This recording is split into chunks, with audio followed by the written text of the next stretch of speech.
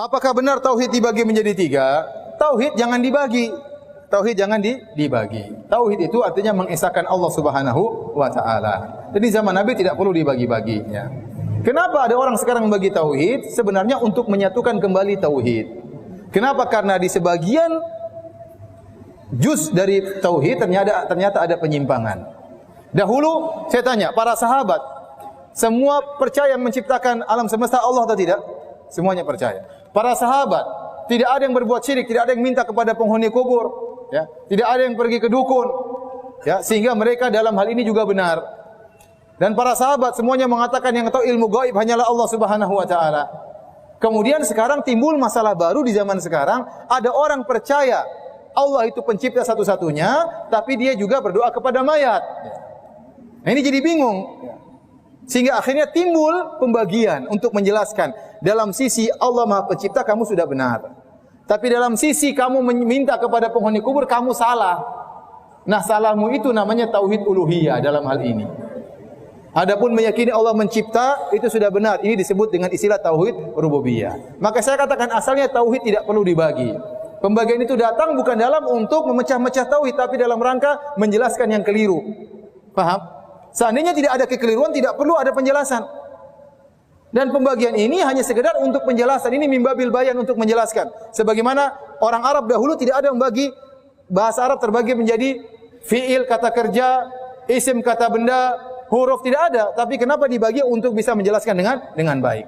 Zaman Nabi juga tidak ada bagi, bahwasanya hukum terbagi menjadi wajib, sunnah, mubah, makruh, haram, enggak ada. Nabi tidak pernah ngomong demikian. Tapi para ulama menjelaskan agar mudah memahami. Oh, ini wajib. Oh, ini sampai ke derajat wajib. Ini cuma sunnah. Ini mubah.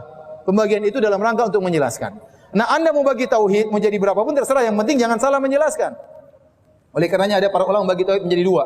Ada ulama bagi tauhid menjadi tiga. Tatkala mereka menemukan penyimpangan dalam berbagai macam bidang, maka mereka membagi tauhid menjadi tiga contohnya. Ternyata didapati ada orang menyimpang dalam masalah asma wa sifat. Ada yang menolak sifat, maka dikatakan, oh ini kesalahannya dalam tauhid yang berkaitan dengan nama-nama dan sifat Allah.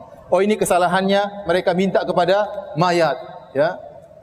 Mereka minta doa kepada mayat. Oh ini kesalahannya dalam tauhid uluhiyah. Sehingga terjadi pembagian tersebut dalam rangka untuk menjelaskan. Kalau Anda tidak usah bagi juga tidak jadi masalah. Yang penting Anda bisa jelaskan kesalahannya. Ya. Nanti kalau saya bilang sama orang, kamu tidak boleh minta sama mayat, tidak boleh doa minta sama sunan. Memang saya salah, iya kamu berbuat kesyirikan. Siapa bilang saya syirik? Saya meyakini Allah Maha Pencipta. Ini sunan hanya sebab saja. Nah, nanti gimana jelasinnya? Kamu tauhid yang itu benar, tauhid yang ini salah kan? Terpaksa membagi, paham? Terpaksa membagi untuk menjelaskan mana poin yang benar dan mana poin yang salah. Seandainya Anda bisa menjelaskan tanpa perlu membagi, ya sudah tidak usah bagi. Jadi pembagian itu hanyalah metode penjelasan. Ternyata mereka yang mengingkari pembagian juga bagi-bagi tauhid. Orang-orang Asy'ariyah dalam buku mereka membagi tauhid menjadi tiga. Mereka mengatakan annallaha wahidun fi dzatihi, wahidun fi af'alihi, wahidun fi sifatihi. Mereka mengatakan Allah itu Maha Esa dalam zatnya, Maha Esa dalam perbuatannya, Maha Esa dalam sifat-sifatnya. Bagi tiga atau tidak? Bagi tiga. Tauhid, tauhid, tauhid. Sebagian orang-orang sufi membagi, mengatakan tauhid ada tiga. Pertama tauhidul khassah. Tauhidul amma, yang pertama tauhidnya orang awam. Yang kedua tauhidul khassa, tauhidnya orang khusus. Yang ketiga tauhidul khassatil khassa, tauhidnya orang super khusus. Tiga juga dibagi. Ya terus ya kita enggak permasalahkan nanti bagi 3, bagi 4, bagi 10. Yang penting kontennya benar. Paham? Itu intinya. Kemudian mengatakan orang bagi tauhid menjadi 3 seperti orang Kristen, ini enggak nyambung, mereka balul, enggak ngerti. Ya akhi subhanallah taqillah, mereka tahu itu bukan begitu maksudnya, tapi dibawa lari kepada hal tersebut.